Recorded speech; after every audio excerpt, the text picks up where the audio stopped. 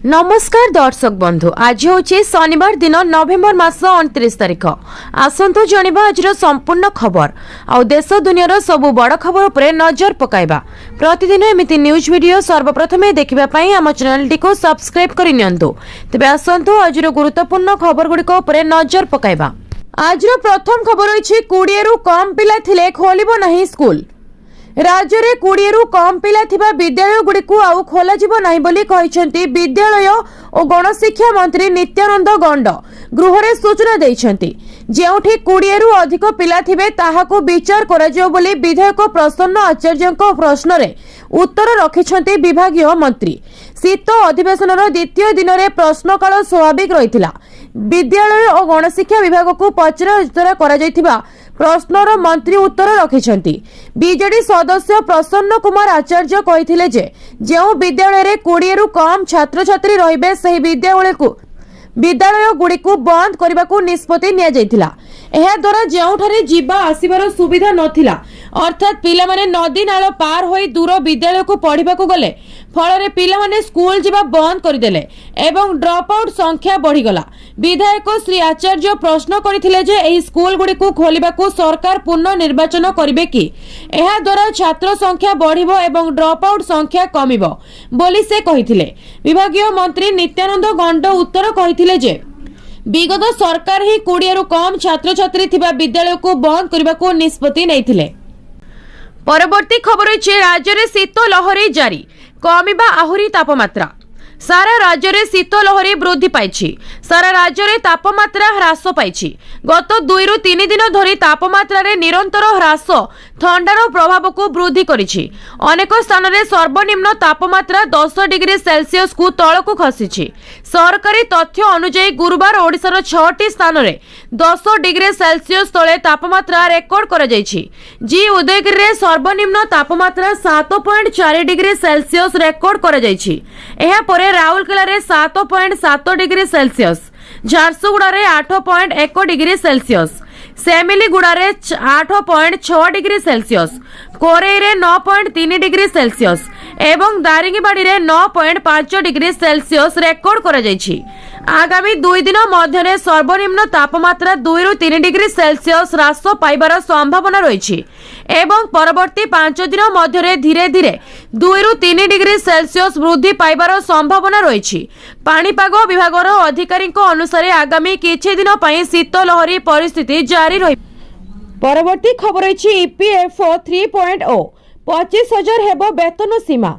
अधिक वेतनधारी को भी मिलिबो पेंशन फायदा। आगकू कर्मचारी भविष्य निधि पांठि संगठन सदस्य माने पेंशन ले बड़ फायदा पाइबाकू जाउछंती। एणिकी अधिक वेतनधारी को भी मिलिबो अधिक पेंशन लो फायदा कारण सरकार ईपीएफओ सदस्य मानकर वेतन सीमा रे वृद्धि घटाइबाकू जाउछंती। सरकार सदस्यों को वेतन सीमा 15,000 टंका रु 25,000 टंका को वृद्धि करबाकू विचार करुछंती। शेष थर पई 2014 रे कर्मचारी पेंशन योजना अंतर्गत वेतन सीमा 15,000 टंका को वृद्धि करथिले। केंद्र श्रम मंत्रालय सूत्र अनुसार ए संपर्कित एक प्रस्ताव आसंता डिसेंबर किंबा जनवरी मासरे हेबाकू थिबा ईपीएफओ बोर्ड बैठक रे आलोचना हेबार आशा करा जाउछि। जदि एही प्रस्ताव को मंजूरी मिले तेबे कर्मचारी को मासिक पेंशन पांठि जमा 1250 टंका रु 2083 टंका को वृद्धि पाइबो। एहाकू एबे ईपीएफओ 3.0 अधीन रे अंतर्भुक्त करा जाय पारे जहां 65 नियुतरु अधिक सदस्यों को लाभ देबो। भारत रे पीएफ अकाउंट गुड़िक कर्मचारी भविष्य निधि पांठि संगठन द्वारा परिचालित हो। परवर्ती खबर अछि कर्मचारी पाइबे मोटा रकमर दरमा। प्राइवेट कंपनी भली रहिबो सैलरी स्ट्रक्चर। केंद्र सरकारी कर्मचारी मानक पई गुरुत्वपूर्ण खुशी खबर। अष्टम वेतन कमिशन खूब शीघ्र कार्यकारी होई पारे एवं एहा सहित सरकारी कर्मचारी को दरमा रे गुरुत्वपूर्ण परिवर्तन देखा जाय पारे। अर्थ मंत्रालय द्वारा जारी करा जायतिबा टर्म्स एंड रेफरेंस शर्तावली अनुसार सरकार एवं सरकारी दरमा को बेसरकारी क्षेत्र सहित समकक्ष करने को विचार करुछंती। लक्ष्य होछि सरकारी चाकरी गुड़िक बेसरकारी कंपनी गुड़िक परि आकर्षणीय एवं प्रतियोगितामूलक करबा। जदि सरकार एही नूतन सुपारिश गुड़िक अनुमोदन करती तेबे कर्मचारी माने बेसरकारी कंपनी गुड़िक परि मोटा आकार दरमा पाई परिबे। दक्षता उत्तरदायित्व एवं दायित्व उपरे विशेष गुरुत्व दिया जहाँ प्रत्येक विभागर उत्पादकता वृद्धि एवं उन्नत कार्य फलाफल सुनिश्चित करिब। आयोग को एक गुरुत्वपूर्ण दायित्व दिया जायछि। सरकारी क्षेत्र में काम करिबा पई दक्ष एवं प्रतिभावान व्यक्ति मानकु आकर्षित करुथिबा एक ढांचा सृष्टि करिबार दायित्व आयोग को दिया जायछि। परवर्ती खबर अछि आधार कार्ड और जन्म तारीखर प्रमाण हेबो नाही। एसआईआर अपडेट मध्य सरकार बड़ निष्पत्ति। उत्तर प्रदेश सरकार आधार कार्ड संपर्क में एक गुरुत्वपूर्ण निष्पत्ति नैछंती। एही तो सूचना अत्यंत गुरुत्वपूर्ण कारण यह सीधा सड़क आपणक सहित जड़ित। यूपी सरकार एक स्पष्ट निर्देश जारी करिसेंती जे आधार कार्ड और जन्म प्रमाणपत्र किंबा जन्म तारीखर प्रमाण भाव में वैध हेबो नाही। योजना विभागर स्वतंत्र सचिव अमित सिंह बंसल ए संपर्क में समस्त विभाग को निर्देश जारी करिसेंती। से कहिसेंती से आधार रे जन्म तारीख थाए किंतु यह जन्म प्रमाणपत्र सहित लिंक नुहे, तेणु यह जन्म प्रमाणपत्र भाव में विवेचना करा जाई परिबो नाही।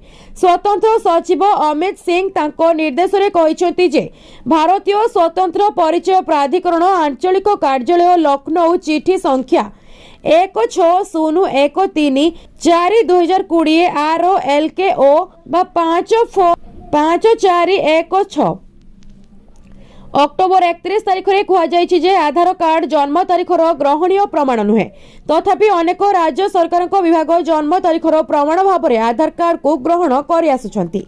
तेणु समस्त विभाग को ए विषय अवगत करा जाउछि।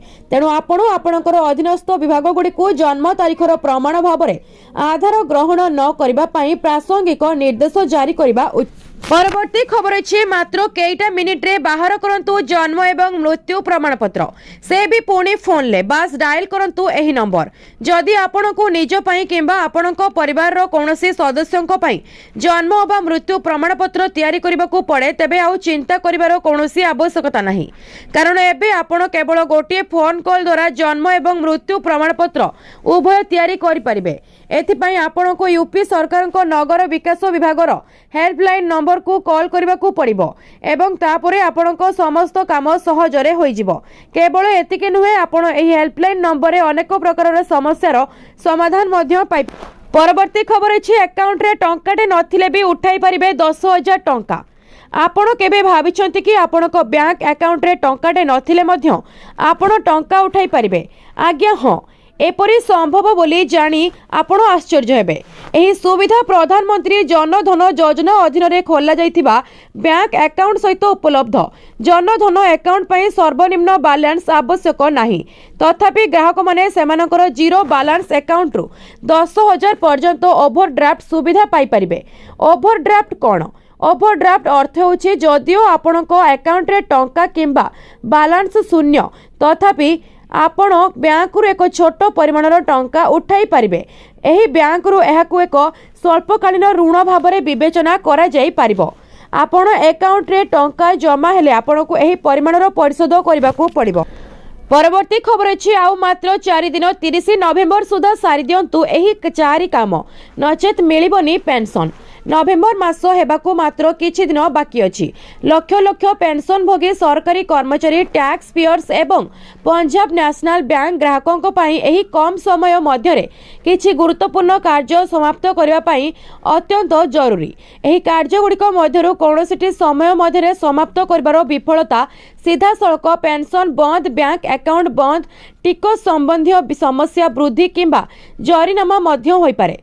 तेणु आगामी दिनगुड़ी को हालुका भाव में नियंतु नाही एवं एही 4टी गुरुत्वपूर्ण कार्य उपरे तुरंत कार्रवाई करंतु। परवर्ती खबर अछि समस्त महिला और झियो मानक पई आसिला खुशी खबर।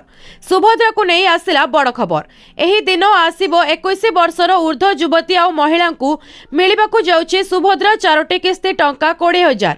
जो माने अगस्त मास 9 तारिख रे पाई नाहंती तांको पुणी मिलिबो तृतीय किस्ती 5,000 टंका। एही हिताधिकारी माननको मिलिबो गोटिए थरे 20,000 टंका। जानंतु आपनको मिलिबो कि नाही। उप मुख्यमंत्री प्रभाती परिड़ा एही अवसर रे कहिथिले जे महिला सशक्त हेले व्यवस्था सदृढ़ हेले देशर विकास हेबो आ लक्षपति दीदी आहुरी बाहरी परिबे बोली कहिथिले प्रभाती परिड़ा। परवर्ती खबर अच्छी आसला खुशी खबर चाषी मानक पई खुशी खबर जो चाषी माने 19 नवेम्बर रे पीएम किसान टंका पाई नांती सेई मानकु चलित मासरे मिलिबो पुणी पीएम किसान टंका। महाराष्ट्र प्रधानमंत्री नरेंद्र मोदी चाषी को अकाउंट को पठाइबे पीएम किसान योजनार 2000 टंका। 9,54,00,000 चाषी खाता को पठाजिबो मोट 20,000 कोटी टंकार आर्थिक सहायता। नवेम्बर मास 19 तारिख में सबु चाषी अकाउंट को टंका पठा जाइसिला। तेबे जीए पाई नांती तांको पुणी एथर मिलिबो बोली केंद्र सरकार सूचना दैछंती। पीएम किसान योजना रे कृषक मानक आर्थिक आवश्यकता पूर्ण करा जाय। फेब्रुआरी 2019 रे एही योजनार शुभारंभ करा जायतिला।